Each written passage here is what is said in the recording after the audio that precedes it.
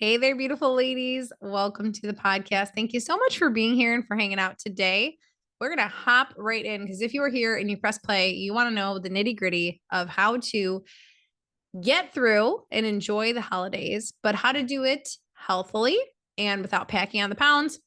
If you were around last episode, I gave kind of just an overarching view and theme of, all right, this is kind of the mentality and some really practical tips about how to approach the holiday season in general. And today, so do go back and listen to that if you haven't yet. But today we're going to dive into specifically like holiday occasions and how I approach. And this is absolutely personally what I do. I would never tell you anything differently than what I do. Obviously we can all personalize things, do what works for us. But I'm not, saying do this and then I don't eat anything at holiday parties. Like that's not my jam. And you know me at all. You know that I am absolutely, transparent about the choices I make and enjoying things and all that. So here is what I do. We'll start with talking about a day that you have a one event kind of situation. So maybe for you, this is what's coming up first, like All Saints Day or Halloween, if that's stuff that you celebrate, or say even all the way as far as Thanksgiving, or even if, in this coming month you have a birthday or an anniversary or any of these things, if there is kind of a one event shindig, like this could apply for me also for just going out for date nights. Okay. But I'm thinking a little bit more big scheme here where, it's like Christmas Eve and we have one big dinner or something like that. All right. So day of a one event party. And then next we'll talk about multiple event days. But so say it's day of a one event shindig. Number one, eat as per your normal schedule before and after the event. So you're going to prioritize protein and vegetables. You are going to maybe slightly hold back on the carb and fat intake. Like say you're eating normally, but maybe you usually have a shake for breakfast and you put a bunch of peanut butter in it and a bunch of fruit. Maybe I'm just scaling that back a bit. I'm still putting in the same amount of protein. I'm still putting in the frozen spinach, but I'm doing 1 tablespoon of peanut butter instead of 2 and things like that. So I want to be satiated and I want to be definitely trying to still hit my protein and veggie targets, but I am going to scale back a little bit on the carbs and fat department. Or maybe I'm having like eggs and bacon and I usually have toast, but I skim back on the toast. I have 1 piece instead of 2. I have 1 strip of bacon instead of 2, that kind of a thing. So eat as pretty much normal, but it's okay to scale back a little bit in the carbs and fat department. Number 2 here is to hydrate as normal. Okay. This is big. If you just get these pillars in place where you're keeping protein regular, your vegetable intake's good, you're still hydrated, you're already covering a lot of good, healthy ground. Where even if you accidentally overindulge at the party and you have this great plan and you try to apply all my tips, but you go a little bit off the rails, you're still going to be in a better spot than if you didn't employ these other tips of the protein, the veggie, and the hydration. So if you just follow those first 2 tips, you're setting yourself up hopefully for success here. Okay. Next up is for the party, for the one event shindig. Can't stop you saying the word shindig today. Don't show up starving, but also don't stuff yourself as you go. I've seen these kind of tips given like as a way to hopefully not, overindulge at a party. I've seen the tip in diet magazines, like, well, just eat before you go. Or I've seen the tip that's like, well, just don't eat all day. So you save your calories and fat. I want you to find a middle ground here and don't walk in the door absolutely ravenous because you're just going to fall face first into the appetizers that maybe, we can't make the healthiest choices when we're hungry. It's like being at the grocery store when you're hungry. You come back with all this stuff that you really didn't need.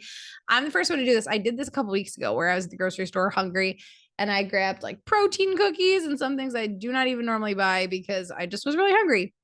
So be reasonable, again, you're keeping the day as normal as possible. If think about any other meal, if you were getting to dinner, you would hopefully be hungry for dinner, but you wouldn't feel like you needed to eat right now or you're going to die. Okay. Now, next tip, if you are bringing something, bring something you will eat so that you have a healthy option. Now, you can make this as lovely and delicious as you'd like or as basic as you'd like. In the summer, like what I typically, this was my slight up leveling in the summer, Usually if I'm invited to a barbecue or something, I'll bring a veggie tray or a fruit tray or something pretty basic that is pretty healthy that I know my kids and I will eat, my family and I will eat. But I actually stole this. I've talked about it on the podcast a couple times because I told her that I talked about it. One of my friends makes this really delicious mango salsa. So then towards the end of summer, I remembered about it and was like, oh my goodness, because she brought it to my house. So it reignited it for me. And I was like, you know what? That is such a good, healthy thing to bring. That seems a little bit nicer, a little bit fancier, a little bit like you did something than just my basic fruit tray or whatever. Like I actually chopped some things, threw them together, that kind of stuff. So you could bring a shrimp platter, to Christmas Eve dinner, or you could bring, some healthier appetizer. Like I have a couple of these. If you're in the Chasing Greatness group, I have all the old healthy through the holidays program recipes on there. And I did a lot of purposeful like hors d'oeuvres and appetizers and things like little stuffed peppers wrapped in bacon can be really good because you can make those lightened up. You don't have to just make it straight cream cheese. I think that recipe that I use, I probably don't use cream cheese because my husband can't eat it, or I just made it and said, well, he can't eat these ones. I don't know. But like, bacon wrap something is great. You get your protein, your fat, everything tastes better. I've even have taken before like bacon wrapped asparagus, and you get your vegetable, you get your protein, you get your fat. So, if you're bringing something, make sure it's something that you would eat that's healthy, etc. And then last tip for this one event party is at the party, scan the offerings, fill up your plate, with veggies, protein, and then pick your treats. Pick and choose. Okay. So pick something. This could be in any department. If there's 7 appetizers out, pick a couple that you want to try and take moderate portions of them. And then also, if it's not great, like take a small portion so you don't waste the calories on it if it's not great. If I am grabbing something that I don't know if I like it or not, or I don't know if I like this one or not, I will just take a little bit, and even if it's something you have to take like a slice of, I'll try a bite or two. And if it's not worth it, I stop eating it. Like that is also okay. Don't feel like you have to finish it because you took it. If it's desserts, when desserts out, try a few bites of things you really want to try. Maybe that looks like you're going to have 2 different cookies and a glass of wine. Or maybe you're going to say, you know what, instead of a drink tonight, I'm going to have more of the dessert options. Like it's picking and choosing. That's the difference between like indulging and overindulging. We cannot have, if there is a huge buffet of appetizers, the main meal, and the desserts and the drinks, you just cannot have every single thing without leaving feeling stuffed, pretty gross the next day, just sugar wise, bloat wise, etc. And sometimes those days still happen. We don't beat ourselves up over it. We just do the next best thing, the next right thing. But there's the caveat, like you can still enjoy yourself. Like that's always my goal going into these events and parties and whatever, even out to dinner or special occasions, vacations, is I want to be able to indulge and maybe dabble in some things I don't normally have, especially those kind of foods and items that come out just like once a year. But I never want to feel like I need to unbutton my pants and lay down and like go immediately take a nap. Like that's not my goal. Same thing with drinking. Like I want to be able to have a drink and relax. I don't want to feel out of control and then hung over the next day. Like just keep it between the rails and we all feel much better. Okay. Now a couple notes if you have multiple events in a day. So this, happens a lot of the time, or, we kind of make things an event. Like for us, Christmas could be like a one event day. We do like Christmas dinner with our family, but Christmas morning, I make mimosas and, cinnamon rolls and those kinds of things. I do coffee cake. Cinnamon rolls is usually Thanksgiving and Easter, but Christmas I usually do coffee cake so I can make it ahead the day before and I don't have to like try to do the whole make sure they rise the proper time and all that. So anyway, I do coffee cake and mimosas, and then I do some kind of fat and protein. I've done like baked egg cups with spinach, or I just try to do something I can have prepped and I throw in the oven while we're doing gifts, and then we can enjoy that usually after gifts. Sometimes we've even eaten before, but as the kids get older, I feel like they're going to be too excited for that. We've had I know our kids right now just don't care about gifts as much, but they're like totally fine with oh yeah, do you want to eat first? Okay. All right. Then we'll do gifts. Like, I don't know. We've gotten 6 years so far out of that, but but I think that's coming to an end. So, anyways, that became a multiple event day. And some of these other holidays have too, where, it's still a different meal than we're used to. I don't usually make coffee cake for breakfast on just a regular Wednesday morning. We're also going to have a big indulgent dinner and desserts and whatnot. So if that's you, and this is a lot of people who are juggling both sides of family and lots of family and all that. So tip number one for multiple events is to try to balance out things as you would making choices at your own home. So whether you're hosting or not, try to kind of take some of those tips I mentioned with the single event meal and just do that at your multiple events. So for us in that example, I do have control over the first meal. So I'm going to have a little bit of the coffee cake and one mimosa, and then I'm going to have a lot of the eggs and protein and vegetables that go with it and whatever.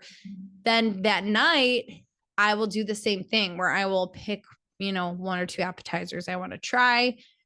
I actually usually do bring a shrimp tray so I can have shrimp and cocktail sauce for protein. I fill up on a lot of the salad. Then we usually do Italian for dinner on Christmas. So I'll have like the meatballs and a little bit of the pasta so that I can have dessert and more so instead of that. And, picking and choosing. So, and I remember the one year, it was definitely a year I hosted. I remember I made trays and trays and trays of Christmas cookies. And I didn't have any Christmas cookies because I'd probably been eating them for weeks.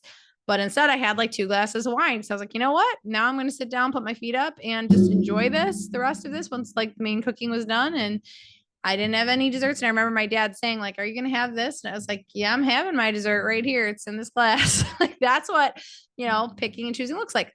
Now, again, sometimes we feel like the pressure of people looking at our plates and, hey, try this. Oh, you've got to have this. I think though, sometimes we over dramatize that. Like, obviously we want to be, not accepting. That's not the word I'm looking for. Conscious of other people's feelings and the effort they went into, making something. If your grandma just spent all day making like this homemade pie and then you won't try it because you want to fit in your pants, well, like, all right, well, is there middle ground here? Could you maybe give grandma a few bites of the pie to try it out, even if it's not your favorite? However, there's also the part where I think we can really over dramatize how much people care about what we're personally eating. And, you're still in control of the fork at the end of the day. No one is force feeding you. So be polite, have good manners clearly, but don't feel like you need to overindulge because it's expected or because other people are going to judge you for not. We do live in a culture that leans this way. When people are eating healthily, it's like, oh, are you on a diet? Like, we have come so far in the bad, not so great food. I don't like to say bad food, in the not so great food, in the processed food, in the junk food department, that just eating a nutritious diet seems like you're purposely dieting, right? That's like what we consider, oh, are you dieting? Because it's just the norm is to eat all of the other stuff that should be sometimes foods. Like, how I encourage it is 80-20, 80% whole clean food, 20% treats.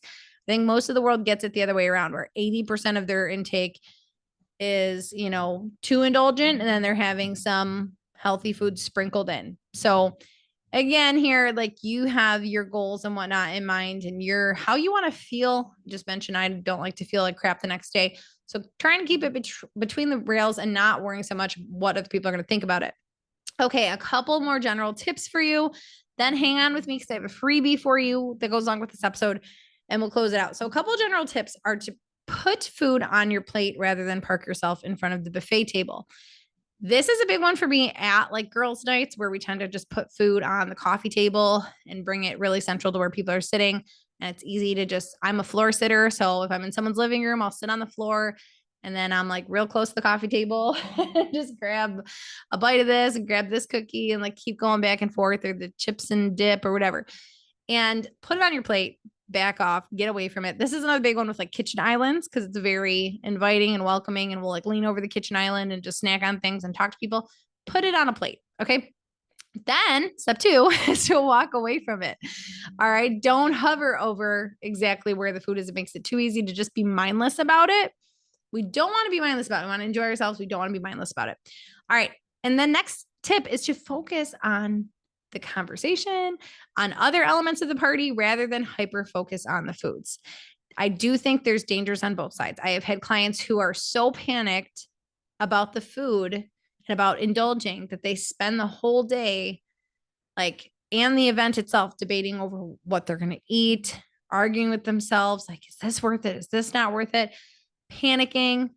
And then I've also had clients who are trying to be on the healthier side, but they're so worried that people are going to judge them or question them that they can't even relax and enjoy the event because they're just so worried about looking too healthy. Okay, take a deep breath, relax, like shoulders away from the ears, I always say, and enjoy the thing. Like I said, we are by nature more self-centered people and egocentric people where, we try not to be. Obviously, it's not a good thing to be self-centered, but most of us, think about yourself at a party. Are you usually staring at other people's plates, tracking how much they've eaten or had to drink or whatever? No, you're worrying about yourself. You are hopefully trying to be a good conversationalist and visit with people and all that stuff. Go throw yourself into the other elements of the party and just try to take some of this pressure off the food, because a lot of times we're just making it a bigger deal than it is. It's like when I hear this at the gym too, and I totally get it. Oh, I don't want to look silly at the gym. I don't want, everyone to think I'm, a newbie or I don't know what I'm doing. Where most people at the gym are worrying about themselves. They're worrying about their own workouts, their own form. And then the most self-centered of people are checking themselves out in the mirror. They're really not worried about you. So, try to enjoy other elements of the party besides just the food. Yes, enjoy the food. That's a beautiful part of the holidays and socialization and community, but try not to panic either way about it. I know it's easier said than done, but this is just, a good mindset to kind of go into it with. Okay, last tip. Every day from now until December 31st or January 1st, whichever way you look at it, is not a holiday. Okay. This is coming out October 6th.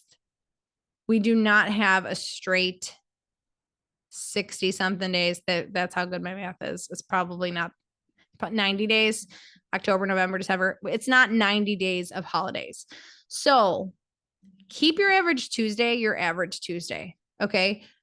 Eat your vegetables, do your workouts, drink your water, get your protein. We talked about some of these things in the last episode, but you've got to keep the quote unquote regular days or normal days regular, where this could be the difference between falling into trouble in this holiday time and coming out of it 2 pant sizes bigger, or pretty much having maintained it and feeling good at the end of the holiday season, or maybe a couple pounds up, but we're not far from where we were.